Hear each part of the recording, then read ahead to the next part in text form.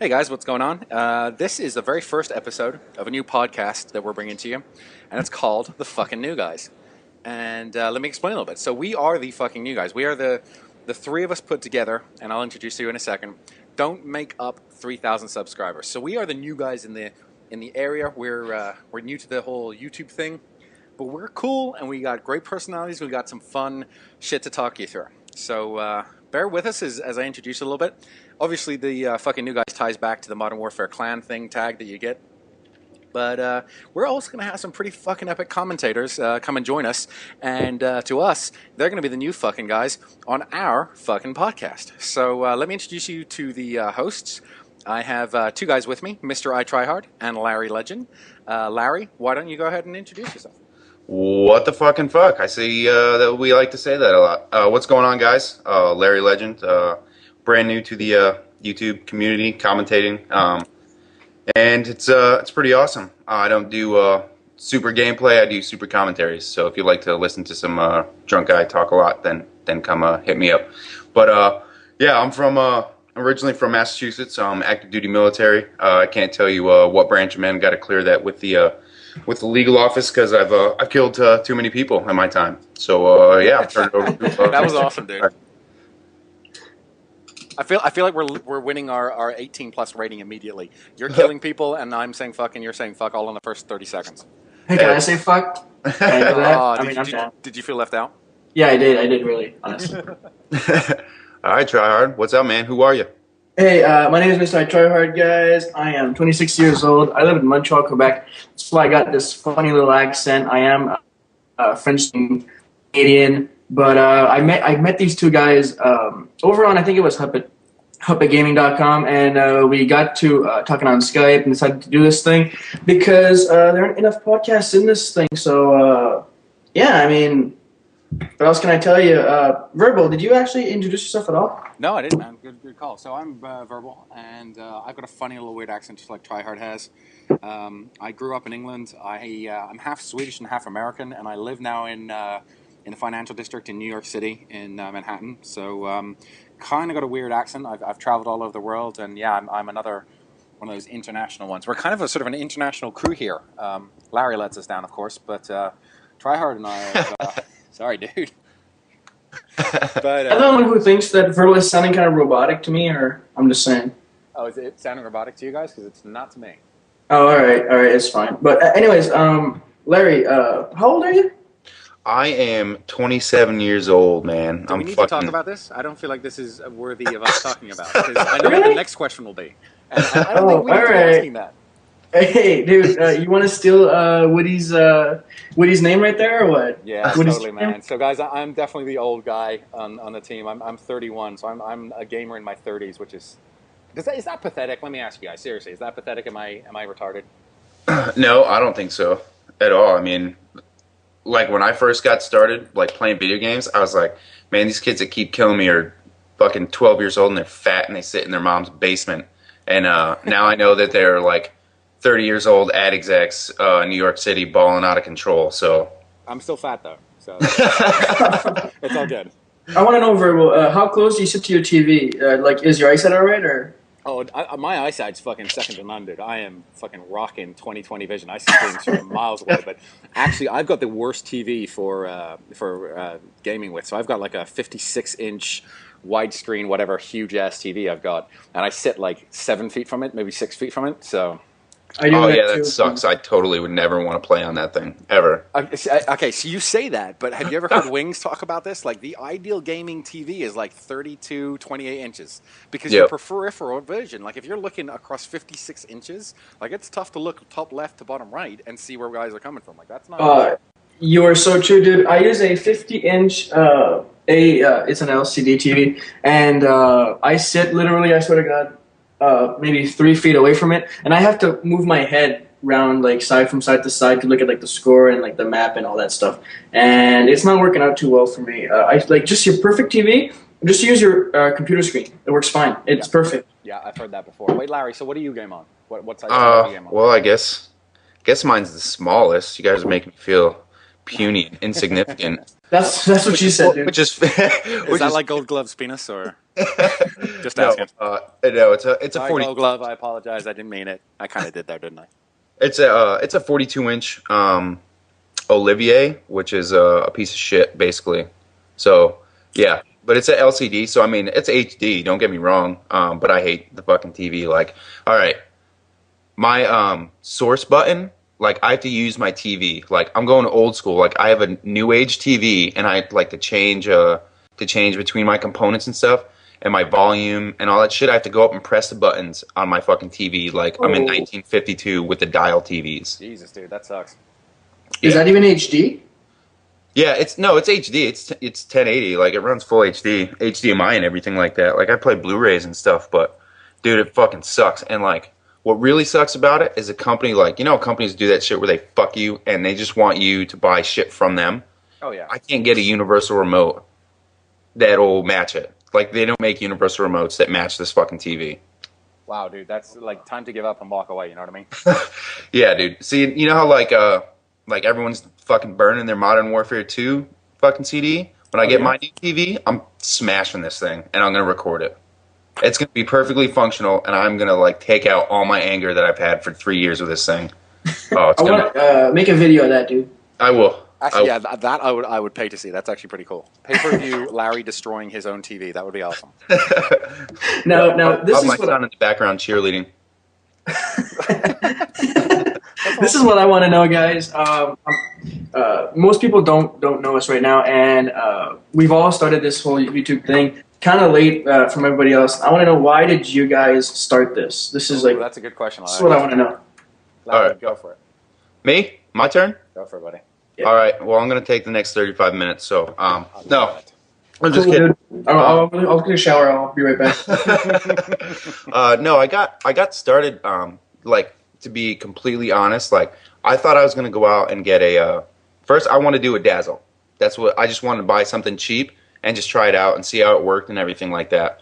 And it doesn't work. Like I want to play in fucking HD. I have an HD TV. I don't want to play in 480 fucking p. I tried that and it made me hate my TV even more. So yeah, screw that shit. I returned it and I bought the Hopodge. And like I don't think it was like my number one idea, but it was like in the back of my mind, like, man, I'm gonna start recording and I'm gonna get monster gameplay and it's gonna be like Hutch Jr. over in this beast, and I'm just gonna be fucking shitting on kids. And like I didn't record anything for like, or I recorded, but like everything sucked for like a month, like, and I just used that actually to kind of like watch how I played, and it kind of changed how I played a little bit, play a little bit smarter, less.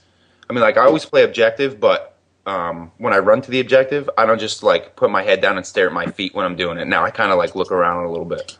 Yeah, I'm definitely with you there. I've definitely learned more about the game. I mean, not just from listening to, the Kyles, Woodies, Wings, and Hutches and Seenards of the world, but also from re-looking back at a game that I thought was like, when you finish recording a game and you're like, damn, dude, that was awesome.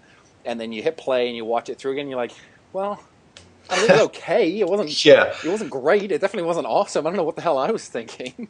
Yeah, and then I mean, I guess like that's when I started realizing, like, look, if I want people, like, to be honest, like I have a full-time job. Like I said, I'm in the military. I got a wife and a kid, so like it's not in my hopes and dreams like it is for.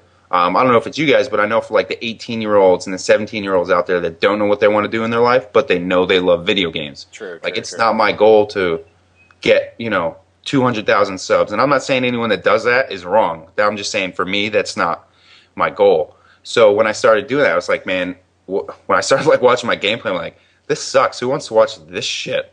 I was like, what am I gonna do? And that's when I was like, you know what? I always wanted to get into radio because 1, I love talking.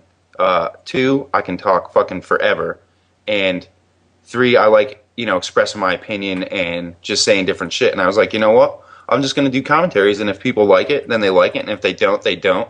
And, like, seriously, when I got, like, I have 127 subs, okay? When I go on my channel and I see that I have a new sub and I don't know who that person is, I'm like, holy fucking shit, this is awesome. This is awesome. 127 subs, I'm like, this is the shit. When you get a new sub, do you, like, go through your emails and find him and go, like, stalk him on his own channel? Like, thanks for subbing, dude. No, I don't. I don't do that, but I save. I've never done that. I have never ever done that. I save my not whole once. list. I've done that. I've done it. I've done totally it. done that. I was All joking. the I have that says sub to me, I save in an email, and so I have their YouTube username and shit. And at some point, I'm gonna go through and just give a massive shout out, and that's all I'm gonna do over whole videos. Like, thanks all 127 subs. Here are all your names, and boom. That would be awesome. You see, this is why I think it's perfect, because I think like every other podcast out there is full of people like Gold Glove and Fist and Wings of Redemption and Woody, and it's kind of like, here's a guy that's got 100,000 subscribers, and they've got that maybe not jaded point of view, but they have been through dealing with 100,000 people that like them and want to communicate with them and want to play with them. And I know the feeling that Larry's talking about so well. Like I've only got 1,600 subs, and so to me, I feel like, that's exactly how I feel to this day. Yes, I got one more sub, and I look at their channel, and I want to know who they are, and it's like awesome. But at the same time, I feel the other hurt when I lose a sub. I'm like, it's okay, I'm all right. It's okay, I'll be fine. That's funny you bring that up, because I actually saw the other day I went from like 119 to 118, and I'm like, who is this cocksucker? How dare he? I must find him and block him immediately. Yeah. Why did he leave? I miss him. I miss him a lot. It's funny how that works, because like I said, I didn't get into it to get a lot of subs, but when you start like seeing that some people like your shit, or maybe some people just want to have 1,000 subscriptions, I don't fucking know. But when you see that and then you lose one, you're like, oh, this does kind of matter. Oh, sad face. Yeah, another thing. Yeah. I'm definitely with you. I'm not into getting the subs here, and to answer Mr. Tryhard's question there, I actually didn't do that. I did not get into this for gaming at all, which is kind of weird. And I forget if I've had this conversation with you guys, but I'll happily do it again. But I got myself an iPad through various weird circumstances, and I kind of wanted films on it. Working that corner. You are working the corner, buddy. Baby. You don't have to hide it. Shaking my ass and showing a little bit of thong. It's awesome. Oh, mental picture. That's okay. I know what verbal looks like, and this is a view that I'm not gonna forget it. Forget it. Yeah, let's not go there, huh? I bought it so that like I was researching how I could get cable shows or DVDs that I plugged into my Xbox onto my iPad, and I was looking for ways to record cable and ways to record Xbox, and that's how I was searching, and I found the HD PVR because of it. And weirdly enough, I was already like a fan of, I think, Wings and Hutch, Scene Airners, Woody's, like a lot of guys on YouTube at the point in time. And I was like in two different routes. I was kind of like following them on YouTube, not giving any thought process to there has to be a way that they record their video game. And then at the same time, looking for a way that I could get this stuff onto my iPad. And at the same time, I end up on this Hopog's website, and it's HD PVR weird thing that I've never heard of before.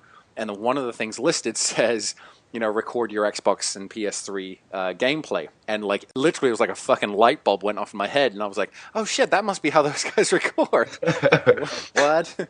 So I got home and I put a few videos on my iPad, and then I was like, I wonder if I can connect it up to. And I've got a Mac, so I record on a Mac, and it's slightly different there, but all worked out in the end, and yeah, it's awesome. I love it.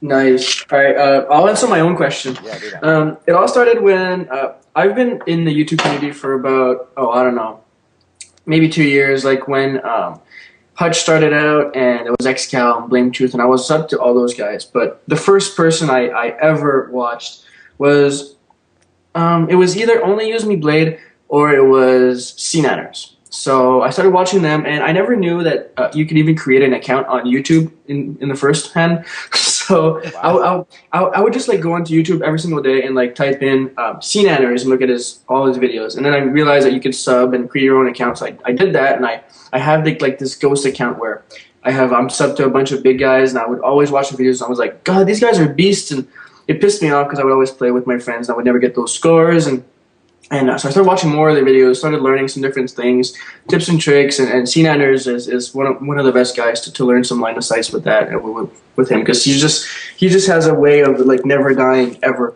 So so I started watching them, and then I got onto seeing like other guys. Like I started watching Hutch, and the day Hutch, you guys might remember this when Hutch put in his video when he got hired by Machinima. And it was he had like this song where it was the video was titled goodbye and hello, I think. Mm-hmm. And it was like this epically sad yet happy moment that he was like leaving the YouTube world, going to actually like going to California to get his own job and working for machinima and all this other stuff. And I saw that video and I'm not even gonna lie, I had a little tear for him and I was really really happy. But at the same time, I was like, you know what, Hutch, fuck you. I want that job, man. and so I was listening to him, and I was on YouTube, not on YouTube. I was on eBay, and I was buying myself not a hopwatch, but a capture device for the Mac as well. And that's how I got into it. And yeah, basically, it's all because I guess Hutch and stuff. I mean, I'm probably like 99% of all the other YouTube commentators I started because I saw everybody else doing it, and they were having a good time, and I wanted to play with them as well. That was one big thing too. I was like, you know what? If I played with them, I would get these scores as well. So the only way to play with them is to get your own HTTP VR and be like this fucking YouTube hero and all that. Be in the community. Woody's definitely said that before. It's something that it's funny. I had that. You know, when I realized that I could and that was something I wanted to do and I started posting, I had the same thought, like, oh, dude, I'd love to play with Onslaught. How cool would it be to play with, you know, Mercadurka, and how stupid a name does he have? Like that, his name is the best name on YouTube. I absolutely love Mercadurka. That's hilarious to me. But then I realized, and I actually said this in one of my commentaries, that it's changed because I said this in my response to Hutch commentary, that the barrier to entry into what we do is $200. It's a birthday present, or you know, go and do your paperboy route for 4 months and save up the money, and you've got your HD PVR. So it's not hard to get into this. But what you realize really quickly is, you know what? Woody's already got 100,000 freaking viewers. So does Wings. Hutch has got 230 something. Like you're never going to play with those guys. And to me, what I've realized is that was kind of a letdown. It was kind of that moment of, oh, okay, I'm never going to play with my, you know, those guys. But what you find out really quickly is the people we play with, and for the viewers out there who don't know, Tryhard Larry and I play all the time. These are my guys that I play with online, and we have a group of, I'd probably say 10 to 15 guys that are, maybe 20 guys that are kind of normal that we see online that you know, play with us a heck of a lot. And it's that community that I've realized, even though I didn't have it as an aim or a goal, I hit that, and I've got it. I've got the group of guys that I play with all the time. They're always online, always willing to play, and I enjoy it, and I love playing. Like, that's awesome to me. Yeah, you know, it's funny because that you say that, because you hear about people, you know, Woody and Hutch, all these guys who have these Wings, all these guys that have these huge amount of subscribers and all, like, I don't want to say it's like the fear that they have, but the fact that they know that they're going to get used. They have to be very, very careful about definitely who they talk to, who they reply to. The fact that they can't reply to 200,000 emails about sub for sub or fucking, you know, will you do it whatever with me, whatever. Yeah, totally. Yeah, you know, and I think it's even like myself, I'm 27 years old. Like, I'm not I wouldn't classify I wouldn't have thought I would classify myself as like a fanboy or something like that. But even now, to this day, I find it hard and like to do response videos or to send a PM to someone without having to say like, look, I don't care if you reply, I'm just sending you this message just so you know. Like, what did I do recently? Legend of Thunder. Like, he's one of my favorite commentators. Like, he's a fucking riot. Like, I don't know, I can just watch. Well, his gameplay's pretty beast, and he's a pretty funny dude, like, to listen to. And he said he was messing with rendering settings. So, you know, I just told him this little thing that I learned that kind of, you know, increased the colors. And I'm not saying I have, like, great quality videos, so don't get me wrong. But I just sent him this little PM, like, hey, I heard, you know, I saw you mentioned you were talking about Sony Vegas 9. But I also had to do, like, another paragraph, like, look, I don't care if you reply to me. Don't worry about it. I'm not in this to try to get you to sub to my channel or to throw my name out there or give me a shout out. And it was, like, more of a message of don't talk to me than it was of, hey, here's this information. So it's kind of funny how that, you know, how that works. Well, I feel like that's sort of signifying or, you know, indicative of your maturity and your age range, because I kind of feel like the majority of people that, you know, you'll hear Wings bitch about will always be the ones that are 12 and 13 years old that just don't get it for whatever reason and, you know, want to play with you and will send, 20 messages and join session. And I know it's kind of even at our level of the game where we're only 1,000 subs or so. We get people joining session all the time. Like it doesn't. I don't think we go through a night without someone joining our session. Yeah, like 3 hours ago. Exactly. I love fanboys, man. Don't go there. I mean, these guys are fucking like, they're my subs. Like, I swear to God, half my subs are like 13-year-old kids, and these guys are totally great. And if you guys want to sub to my channel, go ahead. I mean, it's youtube.com/Mr. I Try Hard. Shameless plug right there. Total guys. fucking plug. I had to. But here's the thing, man. I feel sorry for them. That's my problem with when they join session, because they join session, and I would say 98, if not 99% of the time, they're joining session and being put on the other team, of course, and I'm in a full party. Like, it's you, me, and it's 6 people in a party. So they're always going to get stomped when they play against us. They usually last like a match or two, and they're like, I don't want to do that anymore. And I'm like, I'm sorry. Don't come back. We'll play with you. Yeah. I mean, I don't. All right, I'm not gonna say his name, but there was this dude that went off this other guy's friends list and was like, "Hey, do you wanna come play?" Or I forget how it started, and started playing with him. He was all right. He was pretty cool. And then I went like back with the regular guys that I play with. So I'm playing with them, and then he joined session, and he's fucking running like cold-blooded Commando Pro on demo, and oh my fucking God, dude. Like, seriously, if I knew where he lived, I would fly there and slap him in the face. Like, I don't care. I don't care if you join session and like you like play straight up, but especially that we're all recording, right? We're all trying to get gameplay. And I don't do like if you watch any of my videos, it's very rarely that I'll put up one where I'm at the top of the leaderboard. One, because usually I'm not recording when I fucking do that. And number 2, it's because I like showing like the people that I play with that either A, don't have YouTube channels, or I think they're fucking beasts, and I'd rather put up like team gameplay where we do a 200-0 domination, or we do something like that, and I show that off than I would me like playing mercenary TDM going 30 and 15, which isn't a great score, but that's like a great score for me. So okay, so talking about scores, I think it's about time our new subs and listeners to our first ever podcast, which, guys, if you didn't know, we're not actually making any news about this. We're recording this on, Sunday the 7th. So you're going to see the first sort of plugs for this new podcast coming up this week. And then the first episode you'll see is actually episode 2. So if you're interested and you're listening to this, it means you really enjoyed episode 2 and you came back. So we love you long time already. I'm not even joking. But Suki. What does Golgolf say? I'll L your V and I'll S your D. Me love you long time, no homo.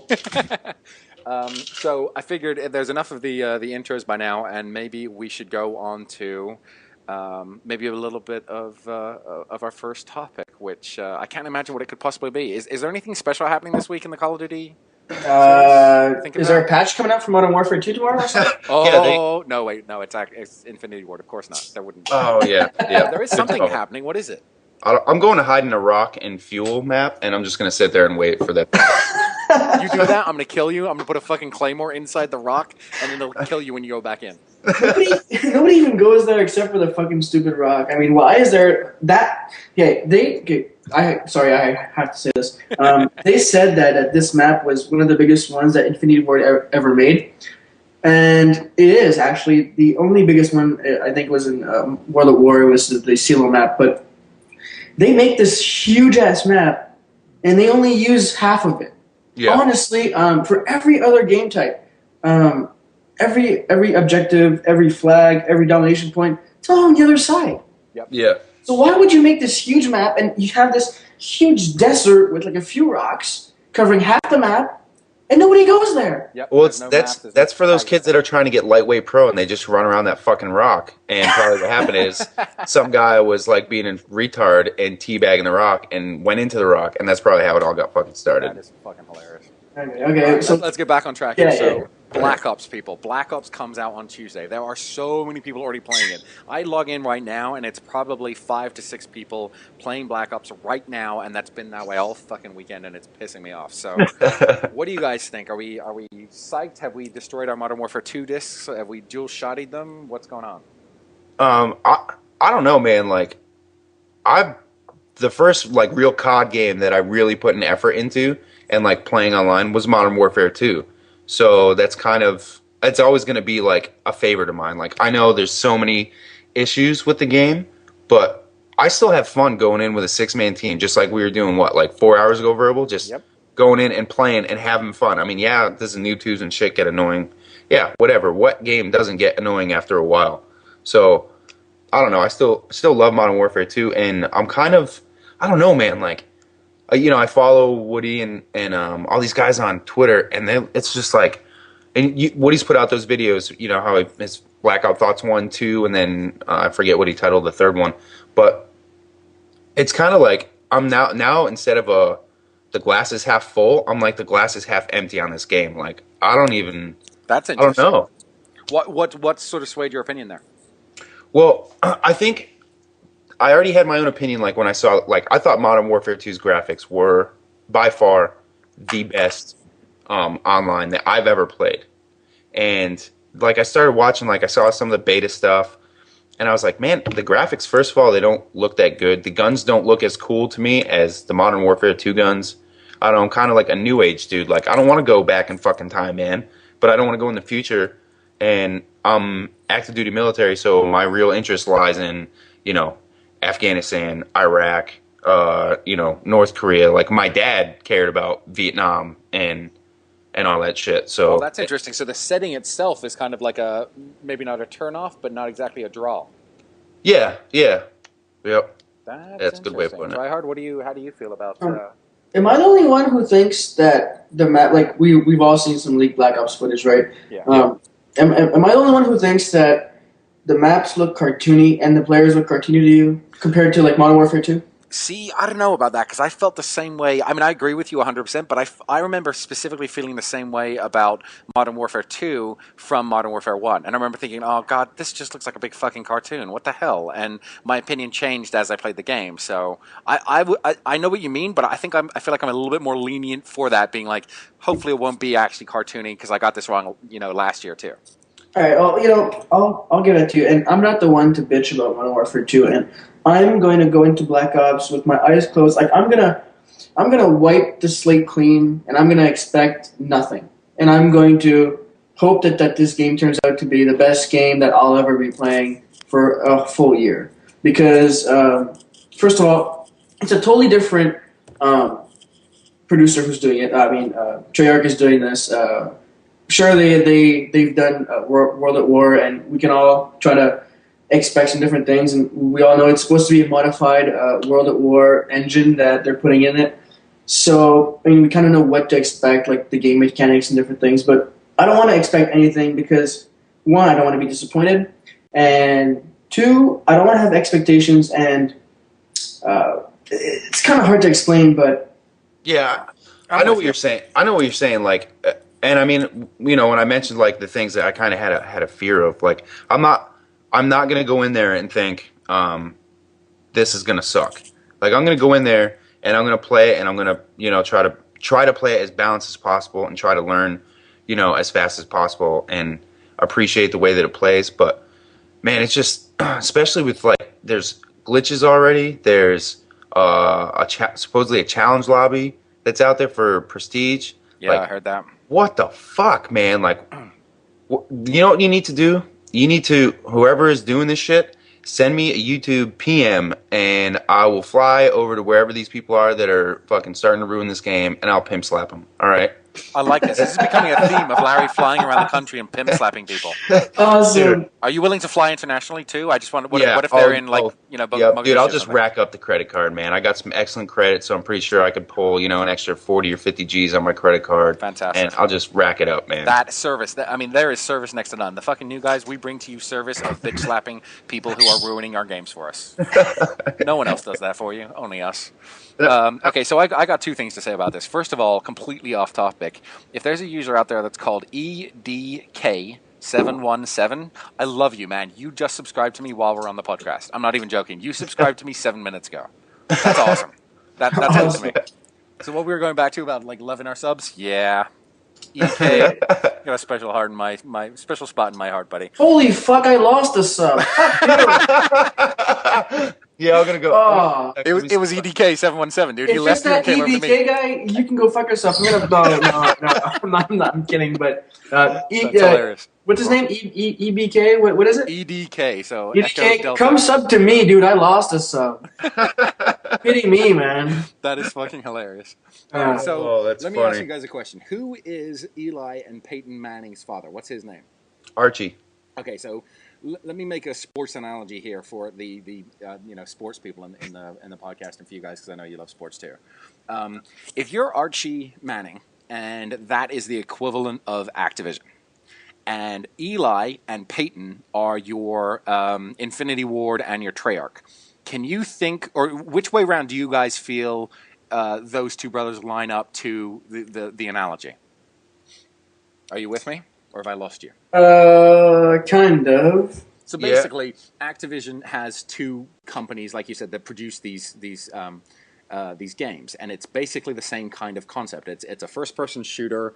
They're both called Call of Duty. They both got rights to be able to produce the thing. One does it every second year, so every year you get a new release of the title, and they get to make more money, so everyone's happy, right? So I kind of feel like up until this point in time, either one of the Peyton or the Manning brothers are going to be good for you, right? But if you're choosing which one is going to be your quarterback, who do you want throwing that ball for you?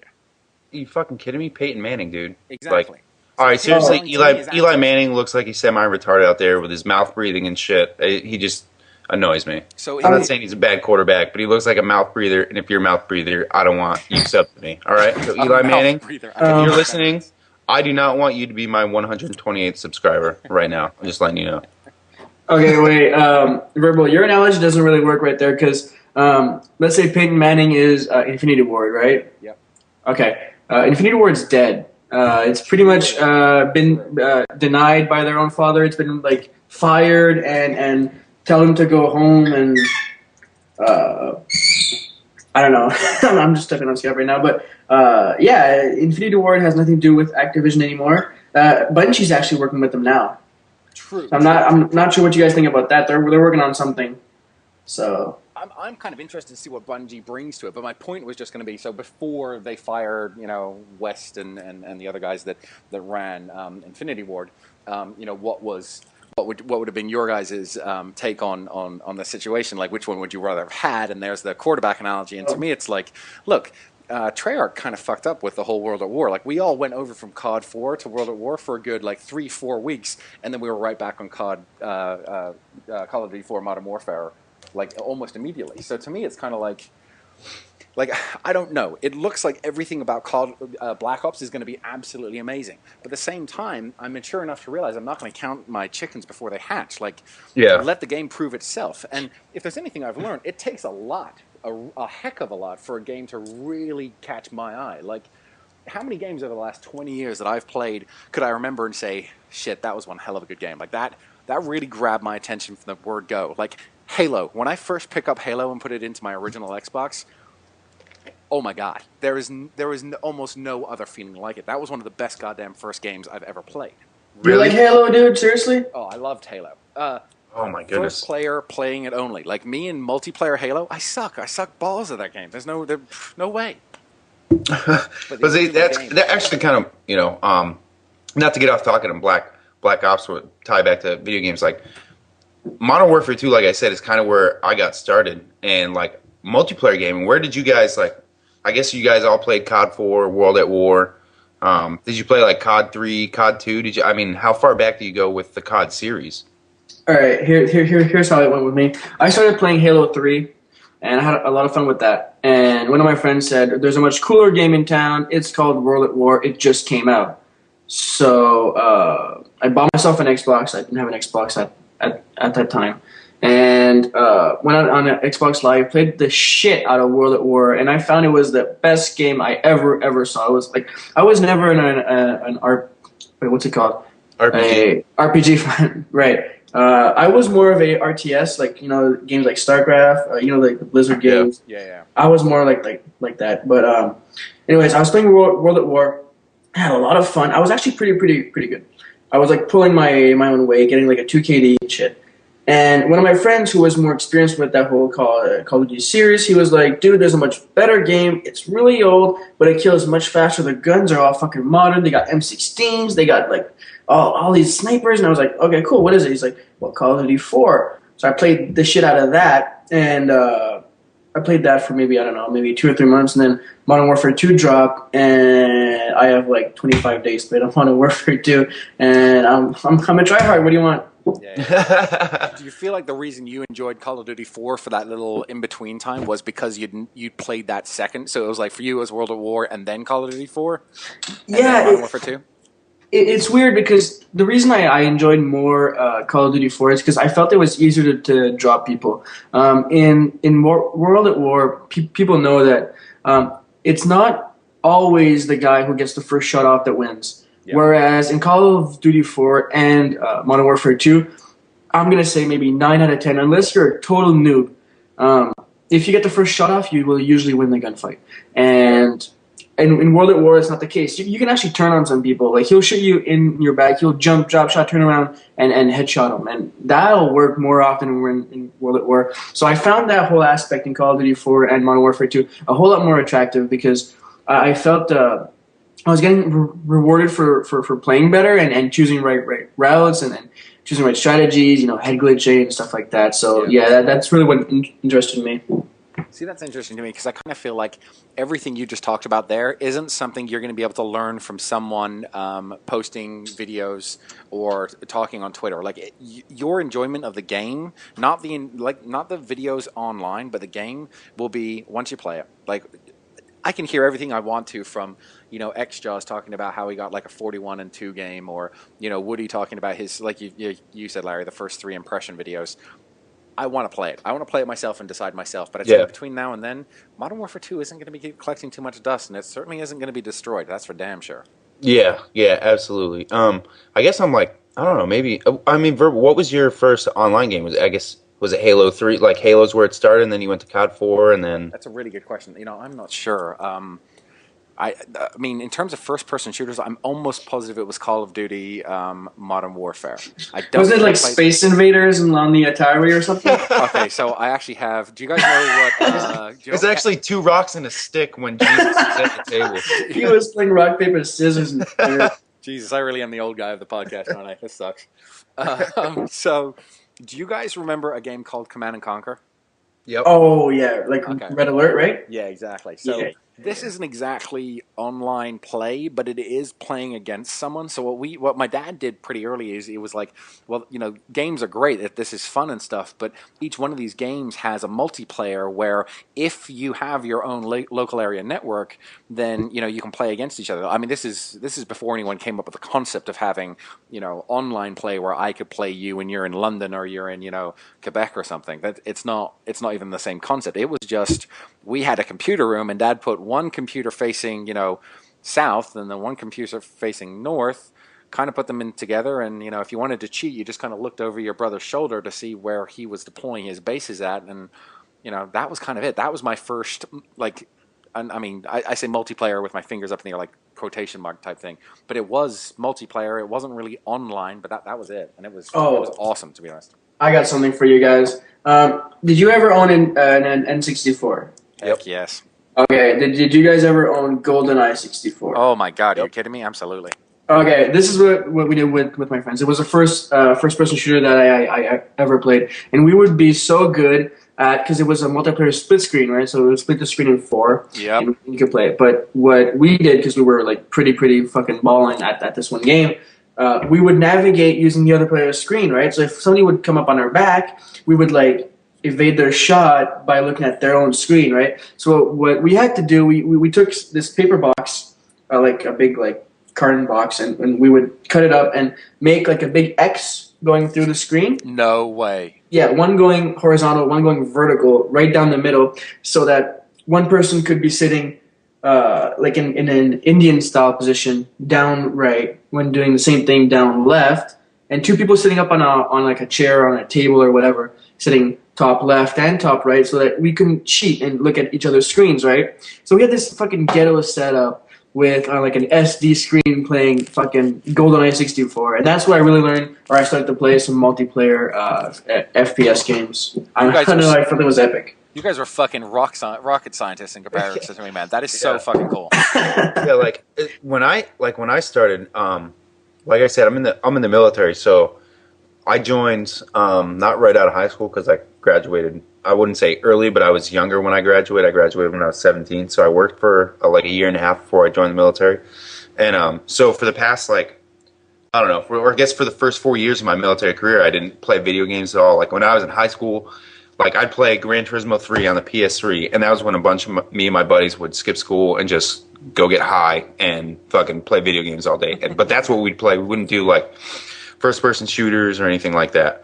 And I really got into it when, I had an Xbox or a PS2 forever, but I never really played it. Like I'd play the newest game that came out, maybe like a sports game for like 2 weeks, and it'd get boring, and I'd be like, whatever, this fucking sucks. I'm gonna go back to trying to hit on chicks and stuff. And so one time this was about 4 years ago, I guess. I don't know, whenever Gears of War like just came out, I'd injured my back. And so I couldn't really do anything sports related. Like I like to play golf, basketball. I'm always in some type of competitive sports, and I couldn't do that anymore. So I was like, what the fuck am I going to do? So I just kind of started playing video games. And then Gears of War, like the graphics were kind of mind blowing, and it was pretty sick. So I picked it up and I played it, just did the campaign or whatever, and it was fun.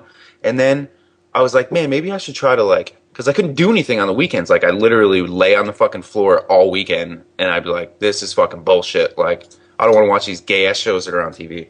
So I went into multiplayer, and all of a sudden, like, there's some 12-year-old calling me a noob and telling me to get raped. And I'm like, what the fuck did this little kid just say to me? Like, really?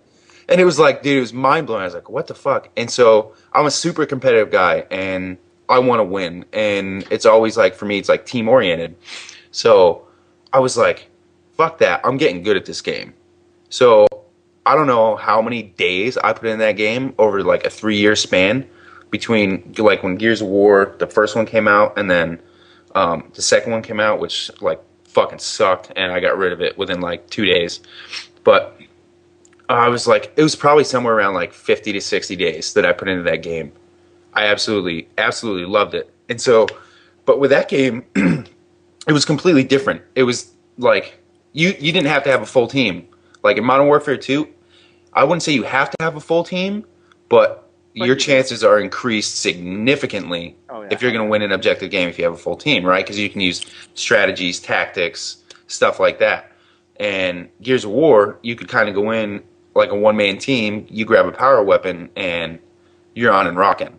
So that's kind of how I started. So I didn't really play, like I tried COD 4, but all my friends played Gears of War, and we were all really good at Gears of War, and we played COD 4, and we really fucking sucked. And we're like, fuck this game. Let's go back to Gears of War. And that's what we did. And then I kind of became a super Call of Duty fan when Modern Warfare 2 came out. Interesting. I kind of feel like we've all gone through our history. And, I mean, clearly we're up for Black Ops. We can't wait to have it start. But I feel like I'm frustrated the way you guys are because everyone's already got it and I want to be playing it. Yeah, for sure, man. For sure. I just wish everyone would stop. I wish they, like, I'm glad they all had it, but I wish that they'd stop fucking talking about it. Like, yeah, I'm with you. You know, like I don't want to hear about it anymore, man, because it's like it's Just not getting better what I'm hearing. Yeah, I agree. So is it time for a new topic? Yeah, definitely. Yeah, let's go. Awesome. All right, guys. So what we're going to try and do every week is we're going to come up with 4 or 5 set things that you sort of, maybe 3 or 4 set things that you get used to us doing on a weekly basis, and something that we know that we'll have fun with. And the first one of them is going to be called One Up Me. And basically what's going to happen is Larry and I are going to tell a story that we pre-arrange in advance. We're not going to tell each other. It's going to be live as we go here.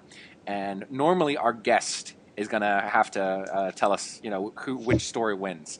For these first 2 weeks, Tryhard's going to step in as a guest judge. But then you're going to then you're going to have the fucking new guy will be the judge every week. So who goes first, Larry? You or me? I don't know.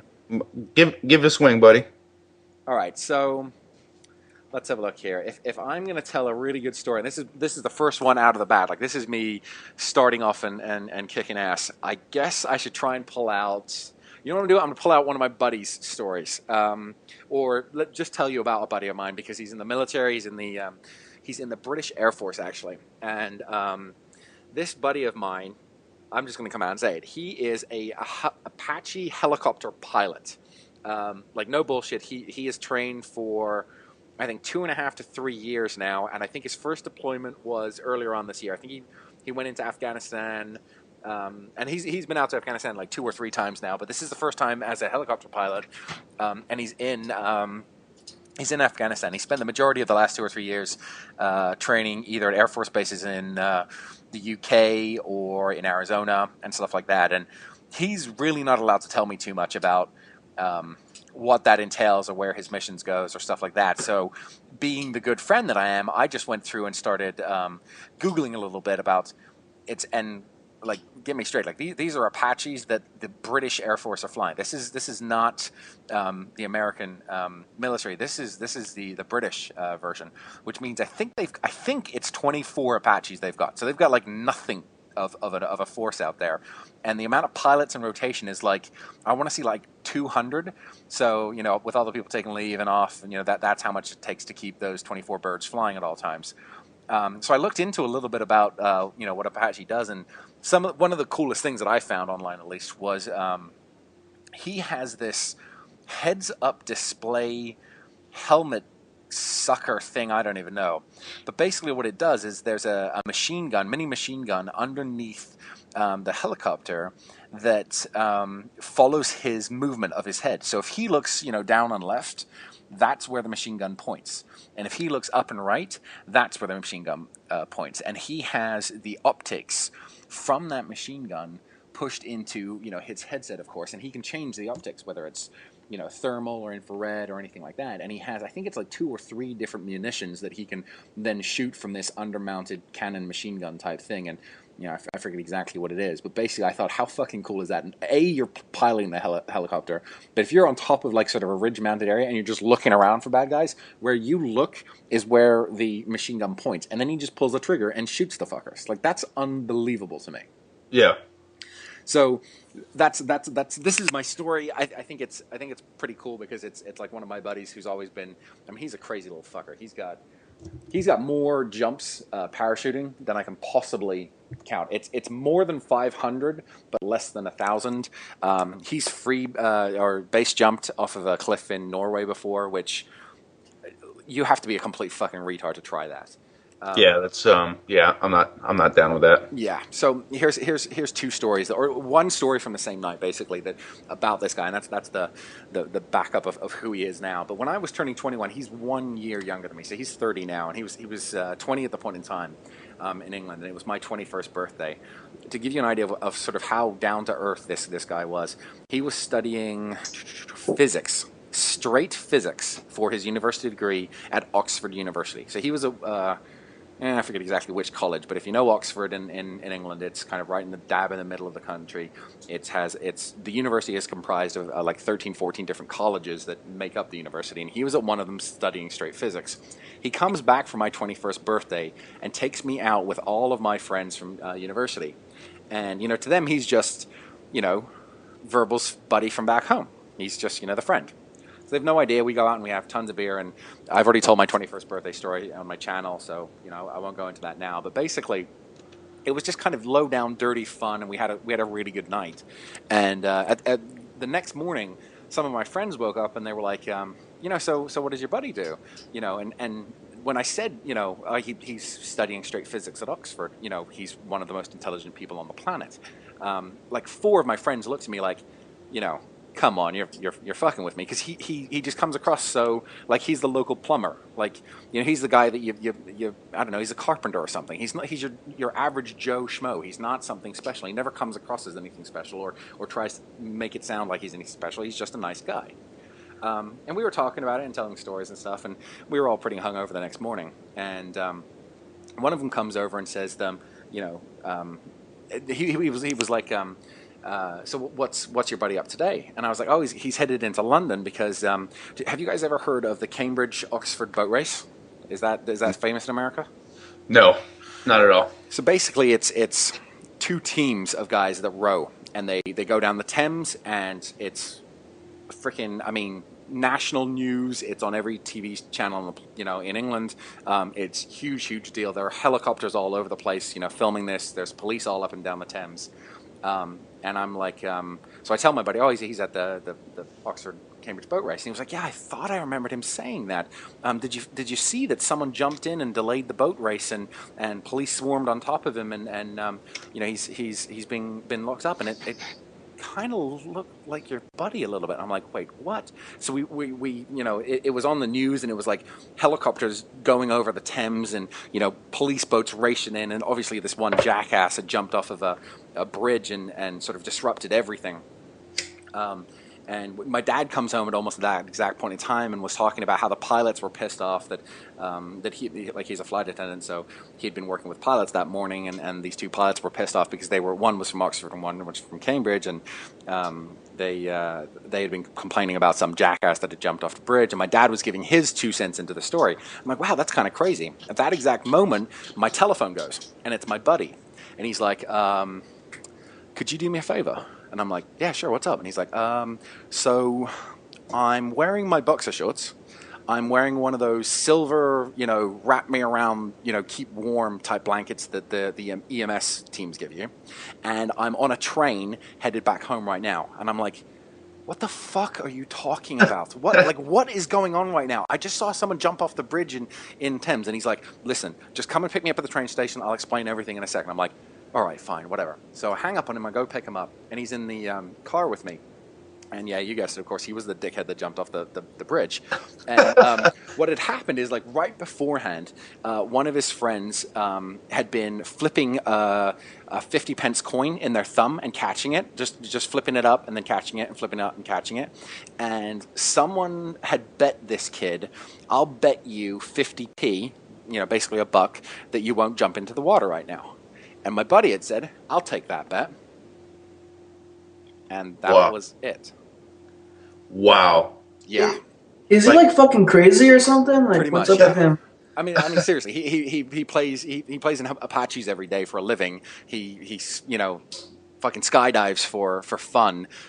When we go out with him, I mean, he's married now, but before that, when we would go out with him, and he'd be like, when you go up to a girl and in a bar and you're like, hey, so what do you do for a living? Oh, I work in advertising. Oh, I work in the military. Oh, what do you do? I'm an Apache helicopter pilot. No one fucking believes that. Like, no one believes that. That's so funny that you say that, because like I could go into any bar and I could say, yeah, I'm in the military, and they'd be like, oh, do you fly planes?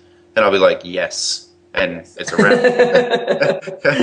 Okay. So that was a pretty good story, Verbal. But Larry, you have to one up that. Let's see what you can do. All right, man. There's a lot to choose from. So I guess here we go. Here's a response to Verbal's 16th birthday party story with my own 16th birthday party story. Okay, so as you guys know, well, maybe you guys don't know, but a lot of I've done the drunken commentary, and I did the live drunken terry. I like to drink, and that didn't just start recently. Like I'm Irish, so I'm not 100% Irish, but I guarantee you my liver basically was shipped over from Ireland probably like 75 years ago, stored somewhere, and then I think my dad had it surgically implanted when I was born. So it's good to go, all right? It's a fucking potato, all right? So it just filters everything. So my 16th birthday party, I want to have I don't like to have huge birthday parties. And that's just me. I like to just kind of like chill out and get wasted and do dumb shit. And only like I'll have 10 or 12 witnesses. I don't have to have like 200. Okay, so I'm at this campground. If you guys maybe if you heard my like how I met my wife's story, is the same campground that I met her at. Okay. This is prior to her getting there, or we weren't dating or something. I can't remember, but she wasn't involved in this particular one. So I'm at my 16th birthday party, and a bunch of the adults were going to be leaving the campground. It was a family campground. All right, and basically what would happen is all the adults would go to one particular campsite, and get wasted, and they just let the fucking teenagers and kids run fucking wild and do whatever as long as they didn't, kill anyone. They were basically scot-free. So I had my cousin. My cousin Joe's like, he's a cool ass dude. We call him Slow Joe because he might be a little slow. No one can really tell yet, but nevertheless, he's a good guy. And he was 21. So even if I fucking hated the dude, I was inviting him to my birthday party so he could buy me alcohol. So we all pitch together and get a bunch of money together, and we send him out. And we're like, yeah, dude, get us some shit that'll fuck us up. Like, I'm 16, so like 4 beers get me fucking toasted, okay? So he goes out and he comes back with a handle of Bacardi rum, just regular like Bacardi white rum, a fifth of blackberry brandy, and and a gallon of Jack Daniels, I think, or 1.75 How are you milliliters. still alive? How are you still alive? Slow-mo is the man. And this was for, I think there were maybe 10 people there.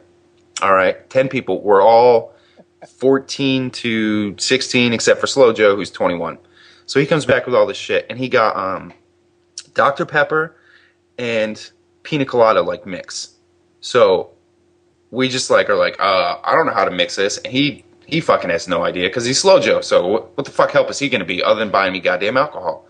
So we get a couple pitchers, and we mix in the pina colada shit, and it's like, I don't know, like a quarter of the pina colada mix is in this like giant gallon pitcher. So I just pour in fucking rum. So it's 25% pina colada mix, 75% fucking rum. And we proceed to just like absolutely pound this shit. And I am stupid fucking drunk. And everyone gets kind of wasted. We were like playing cards and doing whatever. And kind of people start disappearing. And my girlfriend at the time was just gonna give me a little birthday present. So we're laying there on the bed messing around. And for all you underage kids out there, I don't condone drinking alcohol if you're not of age. All right, I'm not condoning it, and I'm not condoning any other kind of sexual things you want to do with other partners, because I'm 27. I can't tell you to do that shit because I'll be on Dateline. So, we're kind of messing around a little bit, and my pants getting buttoned, and I'm like, oh, this is gonna be a pretty fucking awesome birthday. So we're kind of laying there messing around, and all of a sudden, the sliding door to the house flies fucking open, and there's my dad. Okay, I'm 6'1", about 195 pounds. My dad is 6'3", about 220, but he carries himself like he's fucking 6'8" and 300 pounds. All right, the fucking door slams open, and it's just like look of shock and awe on my face, on the girl's face, and we're like, oh shit. I kind of like throw my pants on real quick, and he's like, what the fuck's going on in here? Blah blah blah, and he's like screaming at me, and then I start trying to talk to him. But what I'm thinking in my head is not coming out of my mouth. It's just like, bleh. It's like I can't even fucking talk to him. So where we stayed, our campsite was about 300 to 400 feet away from probably more than that, probably like 750 feet away from where the campsite is that we were partying. So he's like, he didn't know what was going on. I guess we kind of covered it up, or maybe he never mentioned it, thank God, because that would have been weird. So I'm like walking home, and I'm like, there's tree roots everywhere and shit. There's not like concrete paths or anything like that. And I keep hitting these fucking tree roots and falling. And he's like, what the fuck is wrong with you? And he keeps like, I'd stand up and walk, and I'd like shoulder bump into him, and he'd fucking push me over on the ground again because I had no sense of balance. And he's like, you fucking drunk? Oh, what the fuck? And he'd, beat my ass a little bit or whatever. And so we get home, and we're hanging out there, and he finds out that we're drinking and shit. And he sends Slow Joe back to get all the alcohol.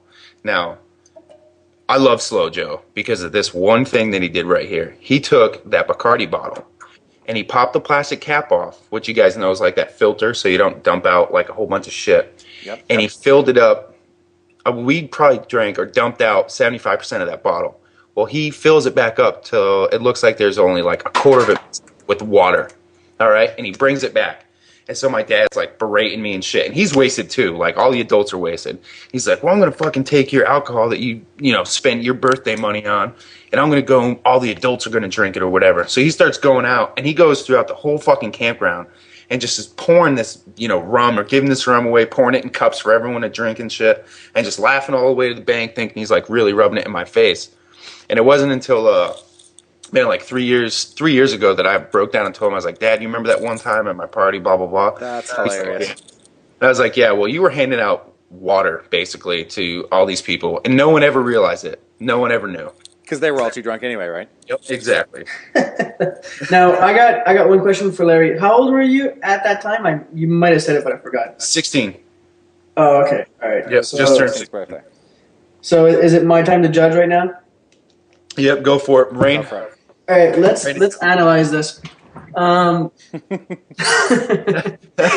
Because okay, verbal talks of some extreme military shit, which I love very very much, and it's got some Apache heads up display, which I would love for me to have in Black Ops. By the way, when I get the fucking chopper gunner, I would love to have that. I would just fucking look right and kill him, look left, kill him, look right at fucking spawn trap. Anyways, but then Larry speaks of underage drinking and underage sexual activities, which I condone very much. So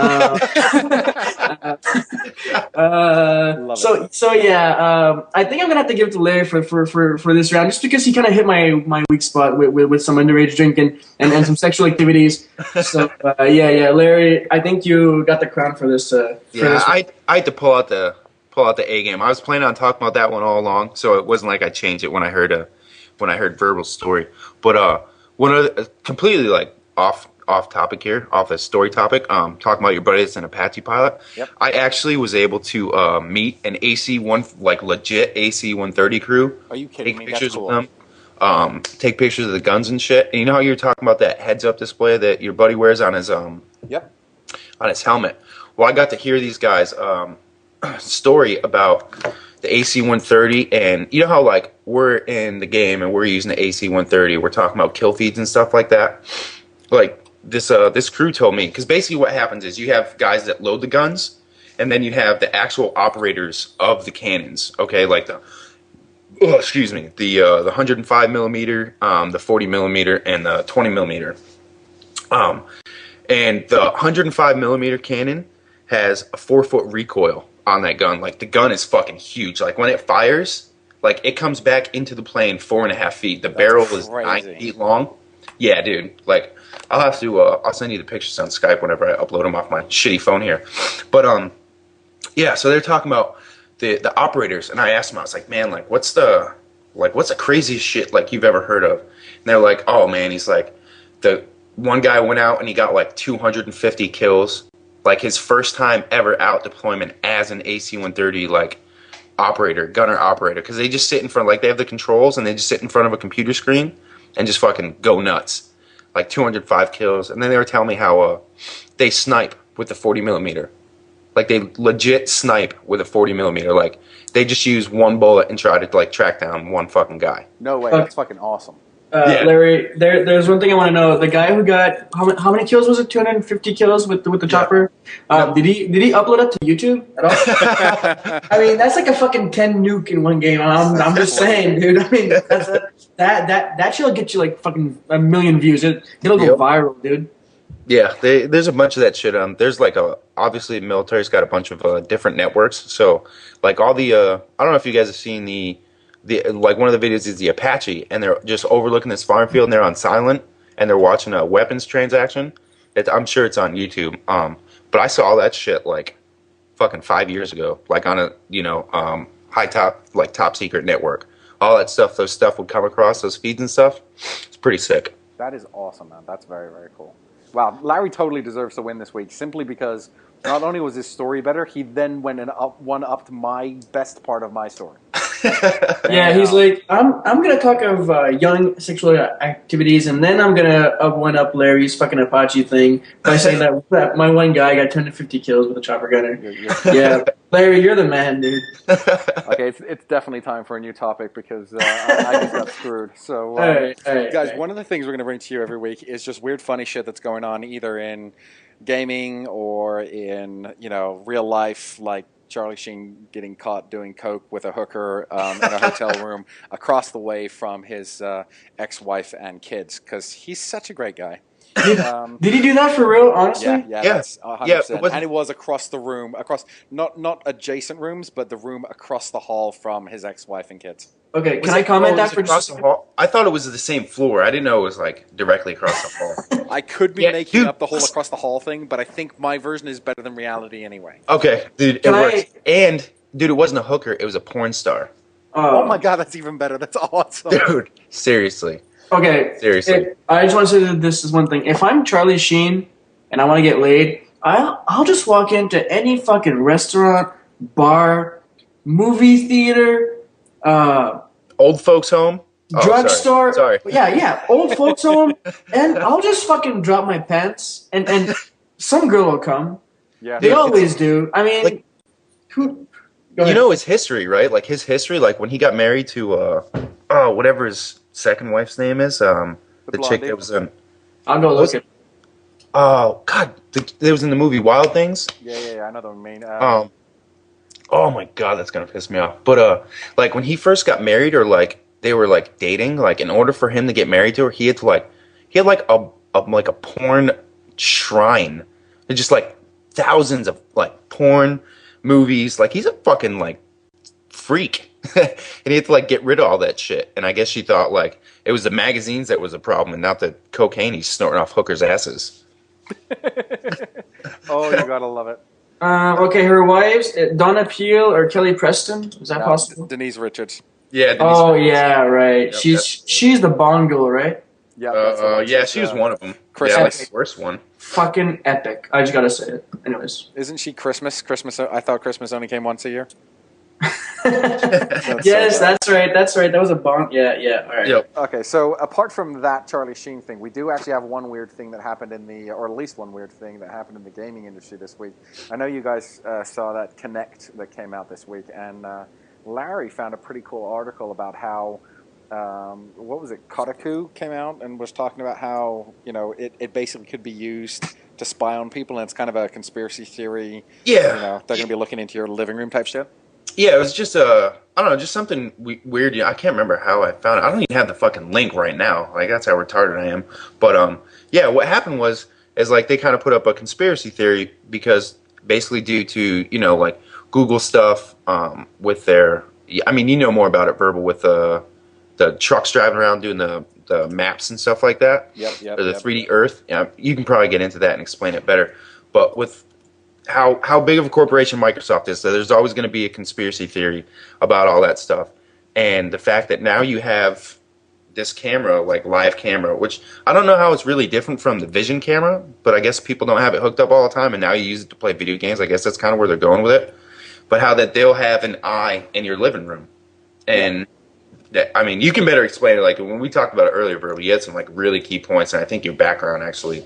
Well, covers okay, so guys, if you don't know me, I work in advertising, and it's not specifically about kinetic and viewing into your living room, but what Larry's talking about is Google do that thing where you guys have seen, if you go to Google Maps and you have a look at the sort of street view, where they've gone through, and obviously what they've done is they've taken a car that goes through and takes pictures of, every street in the world, basically, and they're mapping it slowly but surely.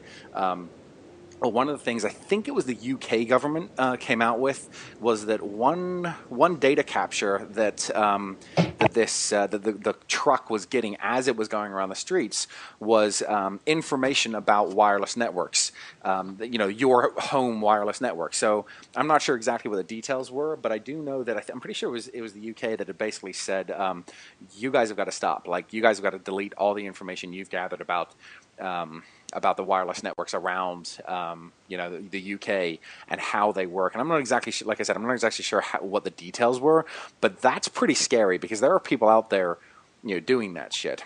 And then the second thing that Larry was talking about was the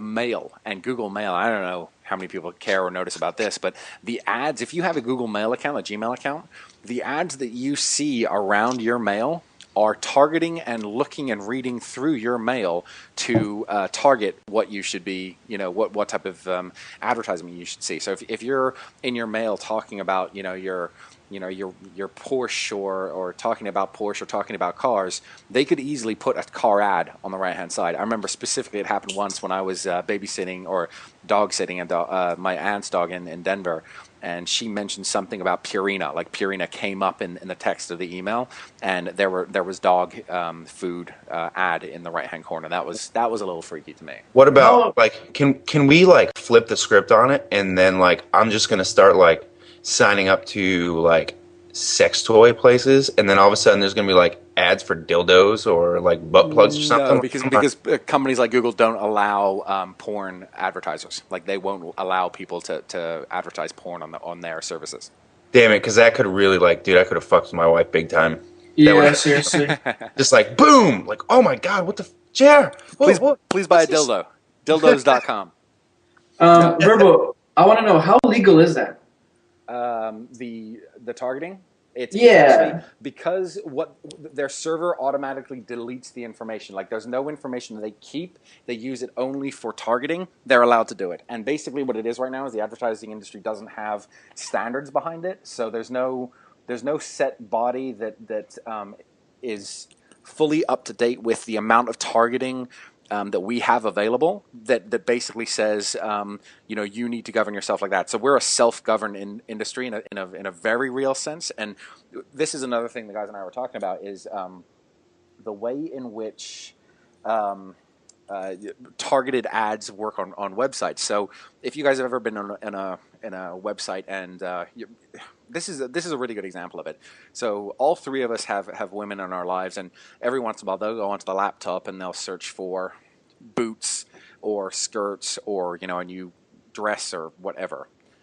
They'll get all the way through that purchasing cycle, find out how much money they were going to spend. So it'll $200, $150, $1,000, and then they'll abandon the shopping cart. And I feel like I do this all the time in Apple. I build my absolute dream computer, see how many thousands of dollars I would spend, and then I leave it there because I don't have the money to do that. And that's such is life, right? You're a liar. Yeah. I was going to say that. So Don't make it up, dude. so the This is point being, FPS verbal talking. seriously, right? So the point being that what a smart advertiser will do, and what Macy's will do to you is Macy's will see you put those knee-high boots in your shopping cart, and then what we call abandon it. So it's a shopping cart abandoner. Well, then we see you on Facebook or AOL or YouTube sometime later, and it's the same cookie. They know it's the same computer. What they'll do is they'll serve up an ad that says, hey, you just abandoned these particular boots. Come back and buy them at 10% off. We'll give you 10% if you come back and buy them. And that's called retargeting. It's retargeting the same person even once they've abandoned that shopping cart, because we know you were interested. Like you put the shoes in there, and that was an action we can easily see. So that's kind of That's kind of fucking Big Brother-ish. crazy, man. Okay, this is my one comment about that. Are there like wherever these ads companies are located or whatever? Are there a bunch of fucking like internet perverts going around and being like, "Oh my god, this is what this person's checking out," and "Oh yeah, this guy's a Privacy fucking invasion. yeah." Like how deep into that whole thing is like privacy invasion? Yeah, How it's huge. It's huge for the so the one law right now is that nothing we use to target can be personally identifiable information. PII is the most important acronym in our entire industry. So when you think about like exactly that thing, like do I know your full name and your credit card details and your home? I'm not allowed to, and it becomes like if you think about it this way, it becomes such a huge deal if you have a TV and you want to purchase something through your TV or your cable company. So, and here's our argument, and the advertising industry's argument for the thing. If we could opt in to these services, so I want my cable company, Verizon Fios, to have the information they have stored on me, so they know I'm watching one particular ad on one particular show, right? They know that information.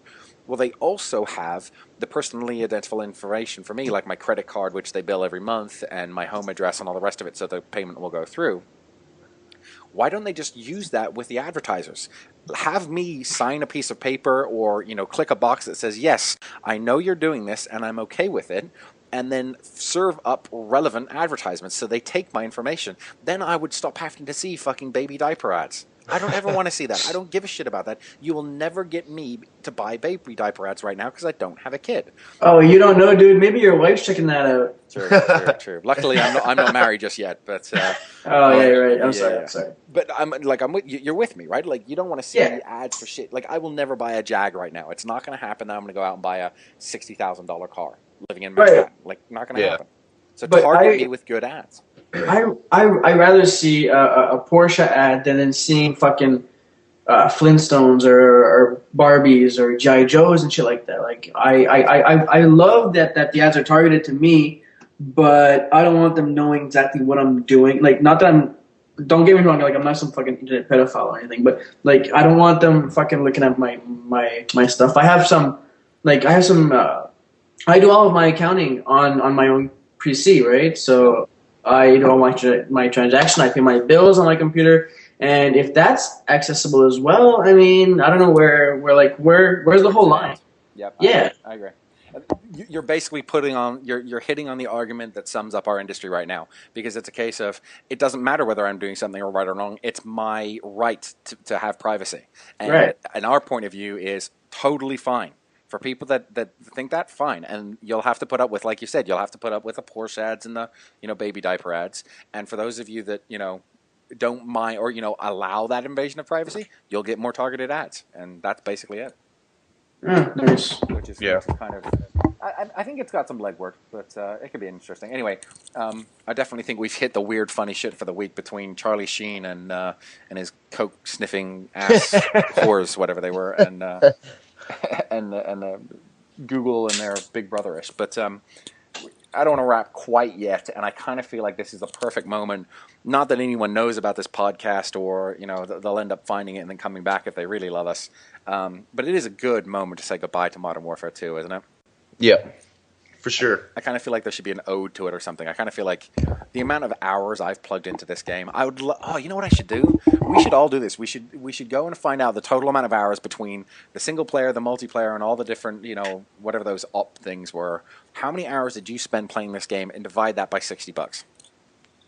Oh God, I'm paying pennies an hour right now for sure. And I just want to say, I am like. The way you were saying it, Verbal, is so right, like an ode to Modern Warfare 2. I'm tearing up. I mean, this game. Okay, we've all been like witnessing the YouTube community, so to speak, bash this game for the last I don't know, maybe 8 months, at least 6 months. People have been bashing this game, hating on it, saying how bad this thing is. One Man Army noob tubes, commando. Thermal sniping, kill streaks, blah, blah, blah. But, guys, I mean, this game has been so much fun day in and day out since the beginning.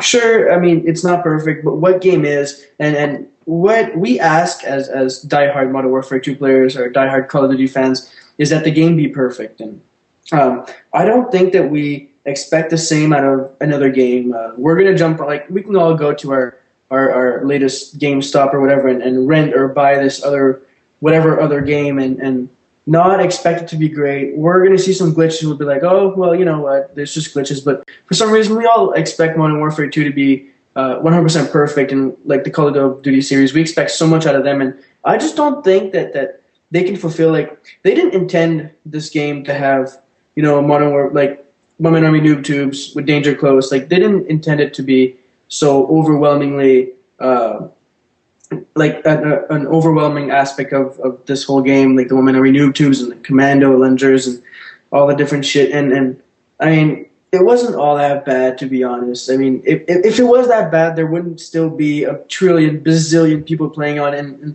I wouldn't have 25 plus days on this game. I mean, sure, I've raged sometimes and I've broken some controllers. I've fucking sworn this game off, but I mean, the next day or maybe like even 2 hours later, I was back on. I mean, half the time I was fucking turning off my turning off my Xbox 360. I would hop onto my computer and fucking look at Modern Warfare 2 gameplays by some commentators. I mean, this game is so addicting in its own self and so breathtakingly beautiful that I gotta give this game props and gotta hope that Black Ops is just as good, if not better. And I think that was my ode to Modern Warfare 2. That was pretty damn good, man. Yep, I couldn't agree more. Perfect. Thanks. Digital knuckles.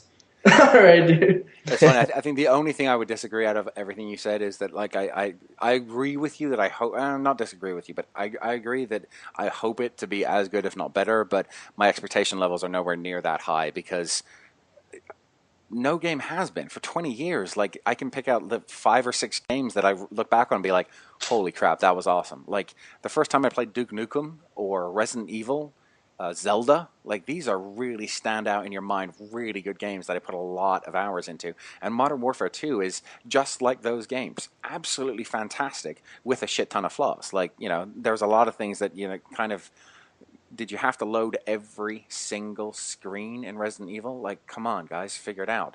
And did you have to have one-man army, danger close, noob tube, and commando knife in Modern Warfare 2?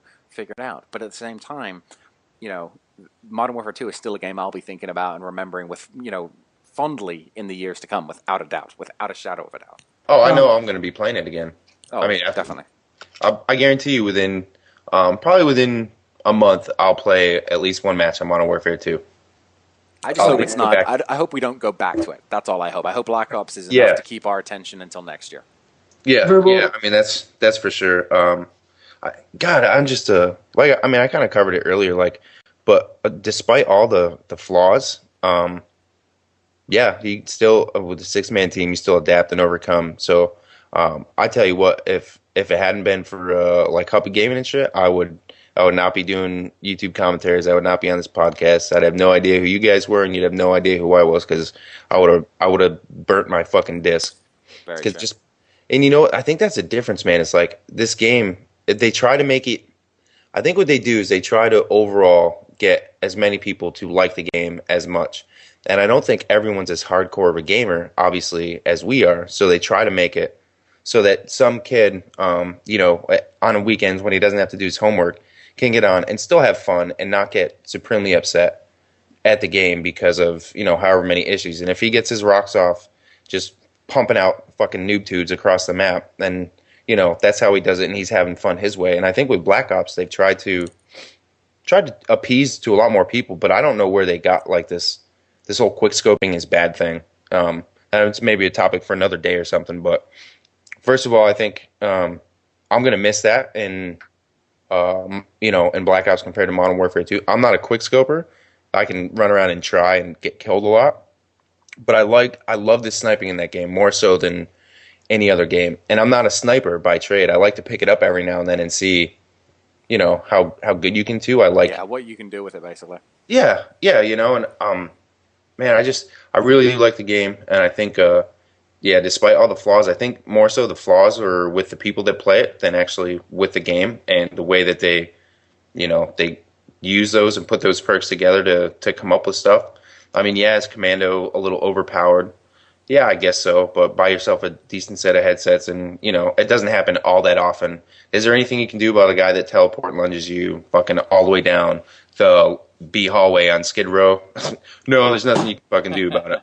But it doesn't happen every time, so. Yeah, I'm with you. Verbal, your little speech you said just a minute ago, you compared Modern Warfare 2 to games like Zelda and what was the other one again?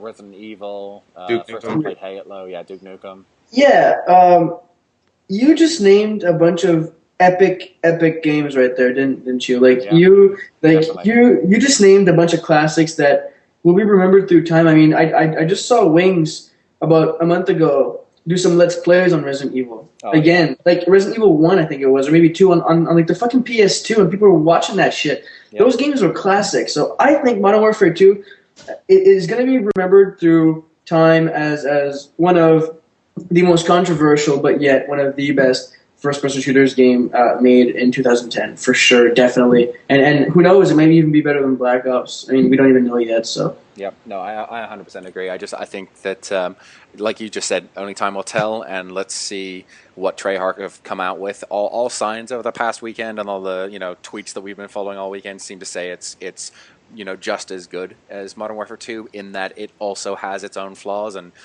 Commando doesn't seem to be a perk anymore. It seems to be built into the damn game. But who knows? Maybe they'll fix these things, and that's the one good thing. To maybe end here on a positive note. But Treyarch is known as a company for fixing shit, for going through and caring about the community, and when they see that maybe Danger Close is a little bit overpowered, and then when you put that into noob tubes replenished from scavenger or one man army, even more so, and when you add in all these other things, it just becomes a broken game for a lot of people.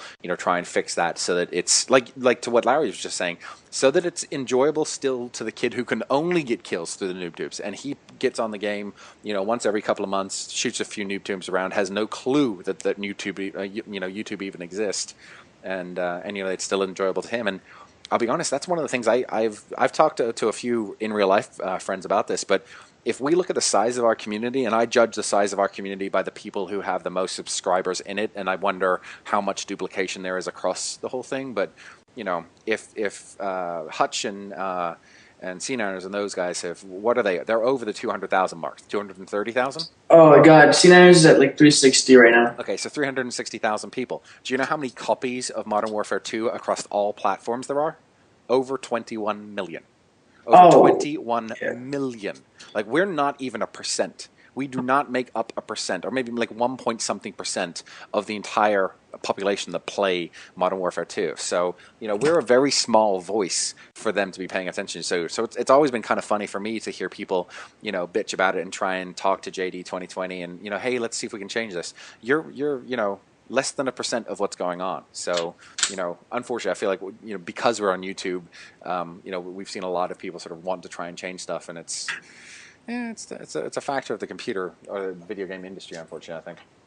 Can I say this one thing? First of all, I want to correct myself. C9ers has 335,000 subs. Jesus, that's a lot. So I'm saving myself a few PMs right now on YouTube. But yeah, I did a whole commentary on this too. How people were like, people are tweeting and people are talking on YouTube about how Treyarch and Infinity Ward don't listen to the community.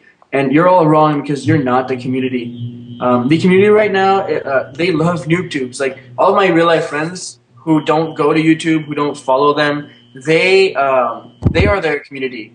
So they love fucking noob tubing. They noob tube all day long. Even though I tell them it's a fucking noob tube, they don't care. They'll pick up their remote once every weekend. They're like the fucking weekend warriors, and they're the people who populate this game. We're just a minority. And, I mean, our voices will probably never be heard, but, I mean, we're all fighting the good fight, but to be honest with you, I don't think they're going to take out all these overpowered, like, weapons and kill streaks and stuff like that, just because, like you said, Verbal, like, we're not the community. You know what? As long as we have fun with it, I couldn't care less. Like, video games for the three of us is fun. All three of us have careers that we do well at.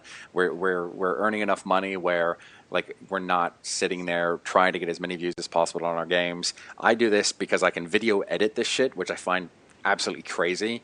I can put my personality into it, which is a bit creative, and that's got nothing to do with my job.